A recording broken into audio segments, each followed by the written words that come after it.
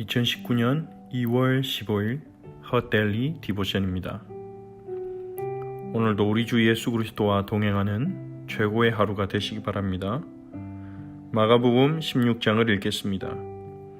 안식일이 지남에 막달라 마리아와 야고보의 어머니 마리아와 또 살로메가 가서 예수께 바르기 위하여 향품을 사다 두었다가 안식 후 첫날 매우 일찍이 해도 들 때에 그 무덤으로 가며 서로 말하되 누가 우리를 위하여 무덤 문에서 돌을 굴려주리여 하더니 눈을 들어본즉 벌써 돌이 굴려져 있는데 그 돌이 심히 크더라.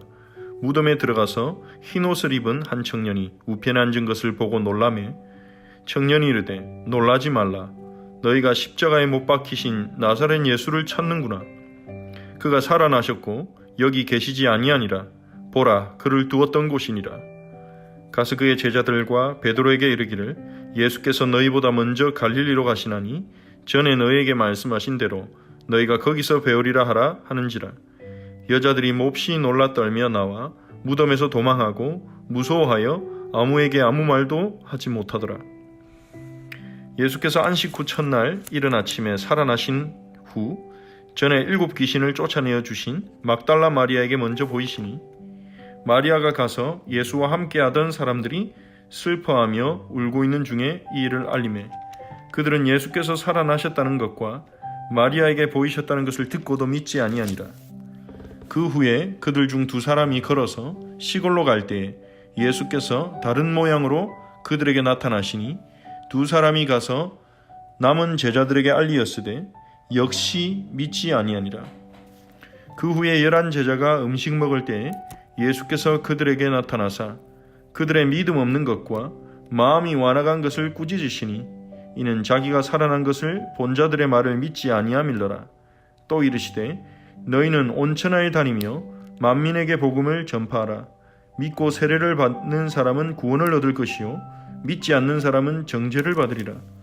믿는 자들에게는 이런 표적이 따르리니 곧 그들이 내 이름으로 귀신을 쫓아내며 새 방언을 말하며 뱀을 집어올리며 무슨 독을 마실지라도 해를 받지 아니하며 병든 사람에게 손을 얹은즉 나으리라 하시더라. 주 예수께서 말씀을 마치신 후에 하늘로 올려지사 하나님 우편에 앉으시니라. 제자들이 나가 두루 전파할세 주께서 함께 역사하사 그 따르는 표적으로 말씀을 확실히 증언하시니라. 아멘. 안식일이 지나서 막달라 마리아와 야고보의 어머니 마리아와 또 살로메, 예수님을 신실하게 따르던 여제자들이죠. 예수님의 시신에 향품을 바르기 위해서 안식 후 첫날 우리가 지키는 주일을 의미하죠. 안식일 다음날 주일에 일찍 새벽에 해도 들 때 무덤으로 가면서 그들은 걱정합니다. 누가 우리를 위해 무덤 입구를 막고 있는 그 큰 돌을 굴려줄까? 그런데 가보니 벌써 돌이 굴려져 있는 것입니다. 그리고 놀래서 무덤 안에 들어가 보니 흰옷 입은 청년이 우편에 앉아 있는 것입니다. 그 청년은 십자가에 못 박히신 나사렛 예수가 여기 계시지 않고 살아나셨다. 그렇게 말합니다. 그리고 여인들에게 예수님의 제자들과 베드로에게 가서 예수님이 먼저 갈릴리로 가시니 전에 말씀하신 대로 거기서 배울 것이다. 그렇게 말씀을 전하라고 합니다. 하지만 여인들은 너무 놀라서 떨면서 무덤에서 도망하고 아무에게 아무 말도 하지 못했습니다. 너무나 두려웠던 것이죠. 예수님은 계시지 않고 부활했다고 하는데 부활하신 예수님을 만나지도 못했고 낯선 청년이 그렇게 말을 하니 이들은 너무 두려워서 몹시 놀라 떨게 되었습니다. 예수님이 부활했다는 소식이 그런 소식이죠. 예수님이 다시 살아나셨다는 소식은 죽음에서 다시 살아나셨다는 소식은 우리가 몹시 떨며 두려워해야 될 소식입니다. 우리가 지금까지 일상에서 우리의 상식선에서 경험되는 일들을 초월하는 일이 일어났다는 거죠. 부활은 그러한 사건입니다. 초자연적인 사건입니다. 우리는 죽은 자가 다시 살아나는 것을 아직 보지 못했습니다. 영화에서나 보면 보지 사람들의 상상 속에서만 있지 실제로 죽은 자가 살아나는 것을 본 자는 없을 것입니다. 근데 예수님이 부활한 것을 알게 되었습니다. 예수님이 정말로 부활하셨다는 그 소식은 여인들이 너무 놀라서 당장 아무에게도 말하지 못할 만큼 그들을 두렵게 했고 놀라게 한 것입니다. 하지만 예수님은 정말 부활하셨죠. 예수님의 부활은 우리에게 무엇을 의미합니까? 예수님이 죽음을 이기셨다는 것입니다. 그리고 예수님의 부활은 예수님이 십자가에서 우리의 모든 죄를 해결하셨다는 것을 의미합니다. 우리의 모든 죄를 짊어지신 예수님이 십자가에서 우리의 죄 때문에 심판받고 저주받고 죽으셨는데 우리의 죄가 하나라도 처리되지 않았다면, 남아있다면 예수님은 죽음 가운데서 다시 살아나시지 못했을 것입니다. 죄의 삭은 사망이기 때문입니다. 예수님이 부활하셨다는 것은 십자가 위에서 우리의 모든 죄가 처리되었다는, 우리의 심판이 끝났다는, 이제는 우리가 사망에서 생명으로 옮겼다는 확실한 증거이자 선언입니다. 그리고 우리에게 소망을 주는 거죠. 죽음이 끝이 아니라는 것입니다. 이제 역사 속에서 많은 사람들은 죽음이 끝이라고 생각하고 살아왔고 지금도 살아갑니다. 하지만 죽음이 끝이 아니라는 것을 우리에게 말씀하십니다. 예수님은 부활을 통해서 우리에게 소망이 있는 것입니다. 하나님 나라에서 살아가는 새로운 삶이 있는 것입니다. 그래서 예수님을 믿는 우리는 새로운 생명을 얻었기에 새로운 생명을 얻었다고 믿고 그렇게 여기며 살아가야 합니다. 그게 믿음의 삶이죠. 부활의 삶이죠. 새 생명 가운데 살아가는 삶입니다. 이제는 죽기를 두려워하고 이 세상의 것만을 전부로 여기는 사람들의 삶, 그렇게 살았던 삶과 우리의 삶은 이제 달라져야 하는 것입니다. 여자들이 너무 놀라서 제자들에게 말을 못하자 예수님이 직접 이른 아침에 막달라 마리아에게 먼저 보이십니다. 막달라 마리아가 제자들에게 가서 예수님의 제자들이 슬퍼하고 울고 있는 그들에게 예수님이 살아나셨고 마리아가 직접 보았다는 것을 말했지만 그들은 듣고도 믿지 않았습니다. 그 말을 듣고도 제자 중에 2사람은 시골로 돌아갔습니다. 그들은 예수님이 확실히 죽었다고 믿은 거죠.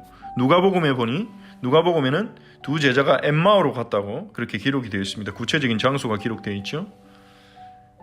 이 마가복음 16장 12절에 나오는 이 2사람 역시 같은 동일한 인물일 것입니다. 포기하고 예수님께 걸었던 소망을 잃은 허탈감에 터벅터벅 고향으로 돌아가는 그들에게 예수님께서 다른 모양으로 그들에게 나타나십니다. 부활하신 예수님은 모양이 조금 변하신 것 같습니다. 그래서 처음에 못 알아보죠. 더 영광스럽게, 그리고 십자가에서 그 고통당하신 그 모든 흔적들이 사라진 완전히 치유되고 회복된 모습으로 살아나셨기에 제자들이 순간적으로 알아보지 못했을 것입니다.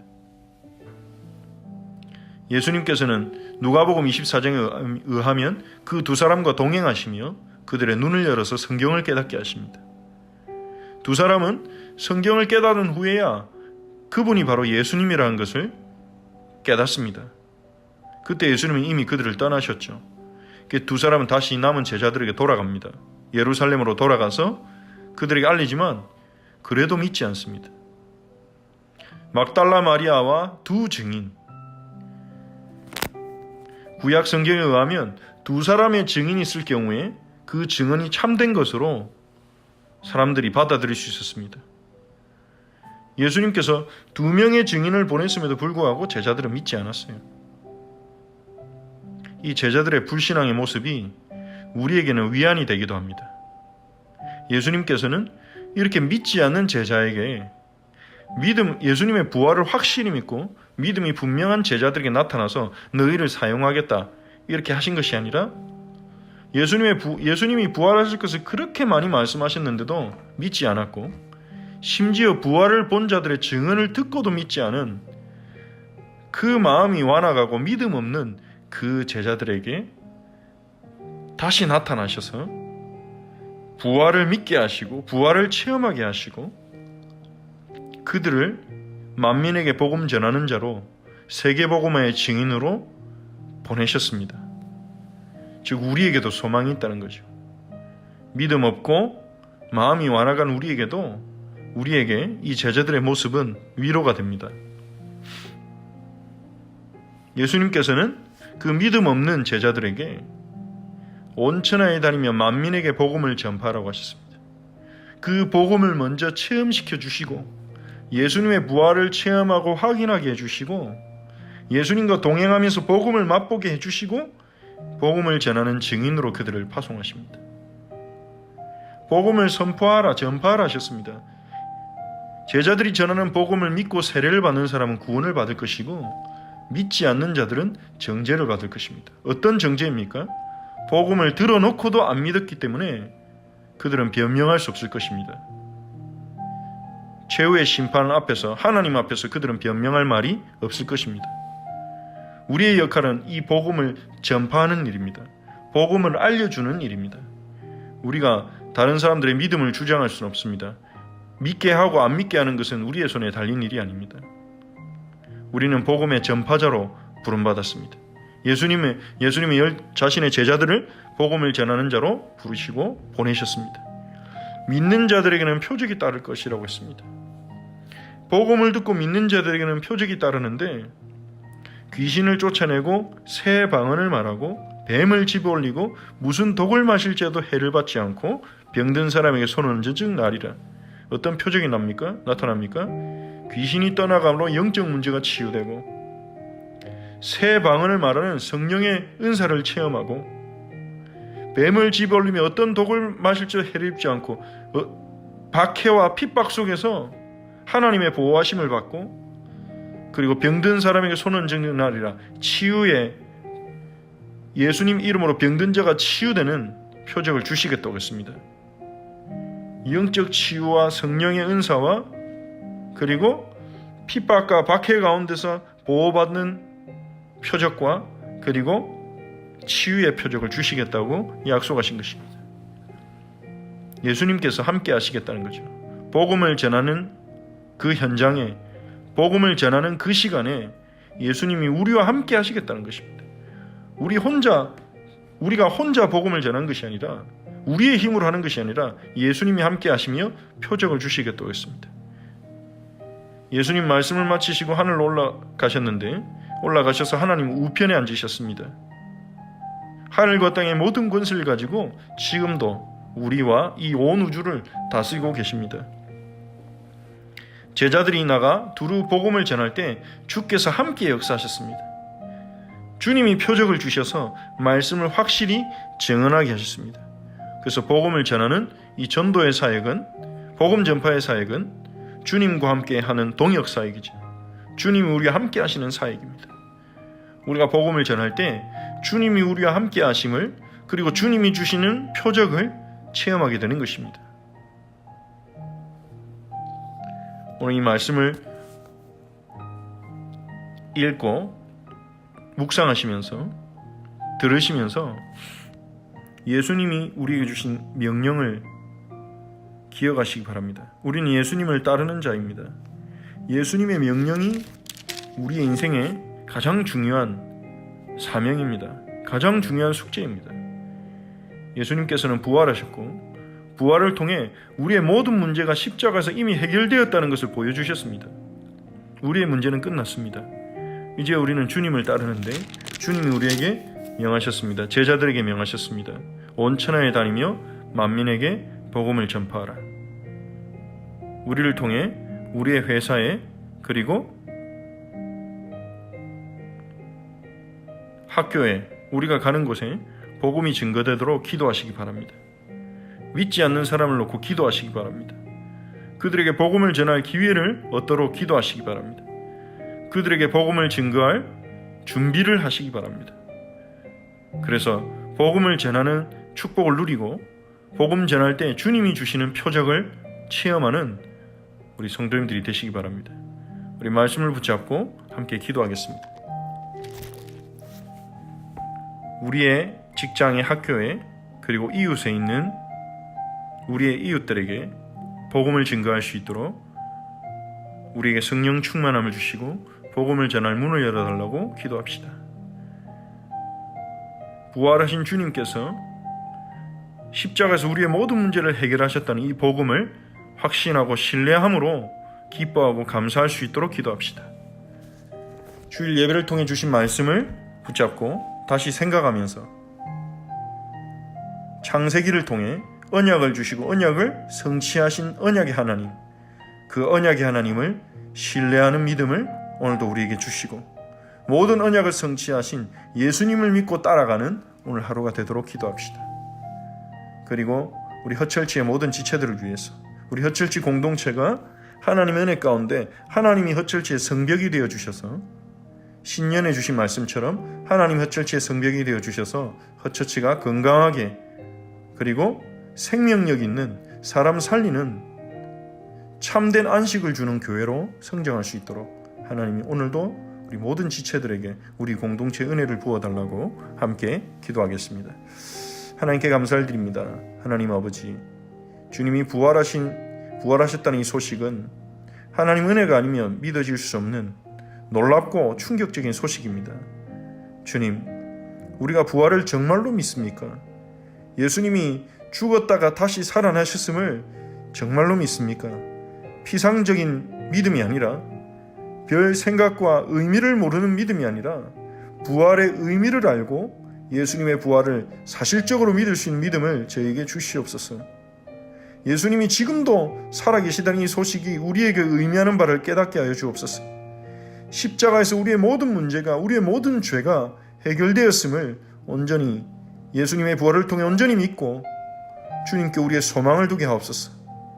새 생명 가운데 살아가도록 우리를 이끌어 주시옵소서.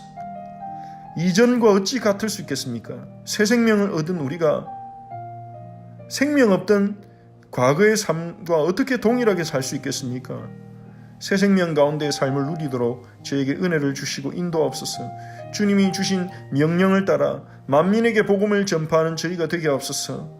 우리의 이웃들에게, 학교와 직장과 주변에 사는 이웃들에게, 우리가 만나는 그들에게 복음을 전할 수 있도록 하나님 우리 모든 지체들을 하나님 복음 증거할 수 있는 전도자로 영육간에 무장시켜 주시고 말씀이 준비되게 하시고 하나님 우리 이웃들을 놓고 날마다 간절히 기도하는 복음 전할 기회를 얻기 위하여 그들의 마음문이 열리도록 날마다 간절히 기도하는 저희가 되게 하시고 복음 증거를 통해 부활하신 주님이 우리와 함께 역사하심을 주님의 표적을 확인하고 주님을 더욱 알게 되는 우리 지체들이 되게 하여 주시옵소서.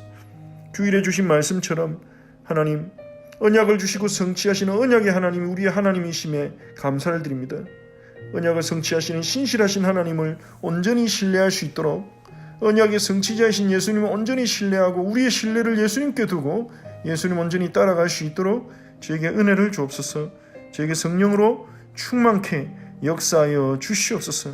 주 예수님, 오늘도 우리 허철치의 모든 지체들이 오가는 모든 발걸음과 모든 가는 곳마다 하나님이 함께 하시고 어떠한 상황 속에서도 우리 안에 계신 그리스도를 체험하는 은혜와 축복 속에 있게 하옵소서. 기쁨 예배, 삶의 예배 회복되게 하시고 우리의 선한 목자 되신 주님을 온전히 따라가며 우리를 푸른 초장에 누이시고 실만한 물가로 인도하시는 주님의 손길을 체험하는 우리 성도들이 되게 하여 주시옵소서. 주 예수님, 주님이 우리 허철치의 성벽이 되어 주셔서 우리 허철치가 건강하게 거룩하게 안식을 줄 수 있는 생명력 있는 공동체로 세워지도록 햇셋 유니티로 주님께 많은 사랑을 받고 서로 사랑할 수 있는 공동체로 세워지도록 은혜를 주옵소서. 우리 모든 지체들에게 은혜를 주옵소서. 모든 우리 성도들이 함께 말씀과 기도의 성벽을 쌓으며 허철치를 세워나가는 우리 모든 지체들이 되도록 하나님의 은혜를 주시고 오늘도 성령의 능력으로 붙들어 주옵소서. 예수 그리스도의 이름으로 기도합니다. 아멘. 주기도문으로 함께 기도하겠습니다. 하늘에 계신 우리 아버지여, 이름이 거룩히 여김을 받으시오며 나라가 임하시오며 뜻이 안에서 이루어진 것 같이 땅에서도 이루어지이다. 오늘 우리에게 일용할 양식을 주시옵고 우리가 우리에게 죄진 자를 사하여 준 것 같이 우리 죄를 사하여 주시옵고 우리를 시험에 들게 하지 마시옵고 다만 악에서 구하시옵소서. 나라와 권세와 영광이 아버지께 영원히 있사옵나이다. 아멘.